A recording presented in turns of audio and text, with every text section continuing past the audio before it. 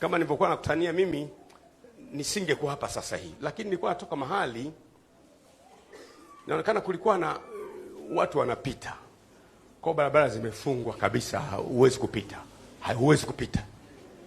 Huwezi kupita. Zimefungwa. Wanapita watu nafikiri wanakwenda mahali. Huwezi, yani mpaka nifike hapa labda ingekuwa saa 2. Sasa nikamwambia dereva wangu ingia pale. Akasema kwamba pamefungwa, nikamwambia ingia pale. Ingia pale. Lakini sasa tuingie pale, wako wenyewe wako wengi. Nikamwambia ingia pale. Akaingia dereva wangu. Alipoingia yule aliyekuwa pamoja nao akawaambia mkimbilieni yule mumnyoshe. Kwa hiyo gari ilipofika katikati pale wakakimbia watu kama 6 hivi. Nimesikia mkimbilieni mumnyoshe. Pofika kwa kasi sana. Kaambia dereva fungua dirisha la kwangu. Akafungua.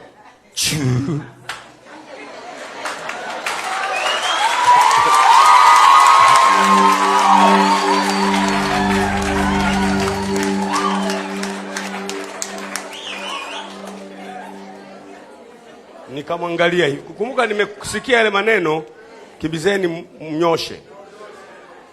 Na ilikuwa kagari kadogo tu, sio gari ile kubwa. Alipoangalia hivi, macho tukakutana. Tukatulia kimya.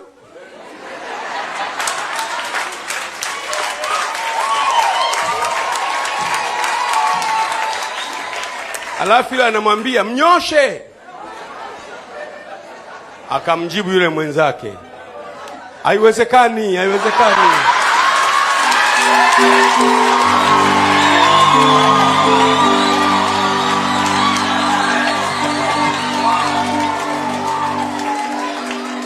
Sasa wakati mimi nakuja nikawa nawaza mwenyewe sasa, kunyooshwa ni kufanywa nini?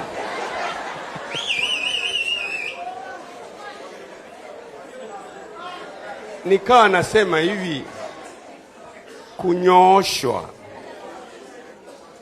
ni kufanywa nini?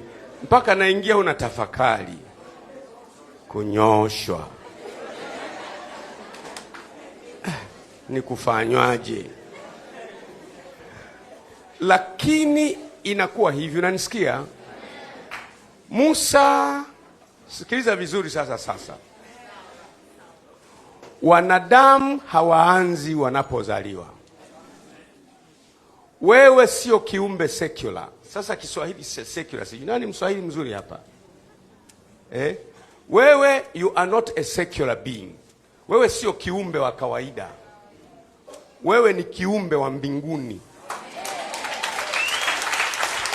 Unajua kwa nini unapiga makofi?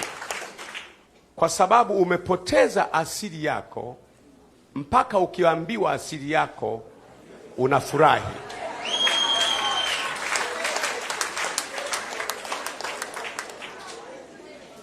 Nikuonyeshe mfano. Wewe Mwakila ni daktari, hajapiga makofi. Unajua kwa nini Dr. Mwakila hajapiga makofi? Hakuna kitu kipya hapa. Mimi ni daktari. Lakini wewe kwa sababu umepoteza asili, mafundisho yote na asili yote inakuambia wewe ni mtu.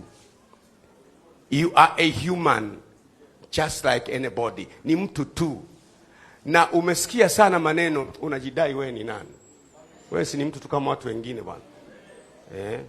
Hata wewe ukakubali, na ndio tulioyaishi. Unaposikia kwamba wewe ni mtu wa mbinguni, unapiga makofi kwamba amenitia moyo. Nataka ihame hapo. Nataka ufike mahali sasa, si tu kukubali wewe ni mtu wa mbinguni, uishi kama mtu wa mbinguni. Ukifika hatua hiyo, hofu ya kifo inaondoka. Kwa sababu kifo kwani ni nini? Kifo ni kwamba mtu wa duniani, ganda hili linarudi duniani, na mtu wa mbinguni ambaye ni mimi anarudi kwao. Ndiyo maana mimi napenda sana kwenye msiba, sipendi maneno hayo, lala kwa amani, pumzika kwa amani, mwendo umeumaliza. Mimi napenda nisikie jasusi limerudi kwao.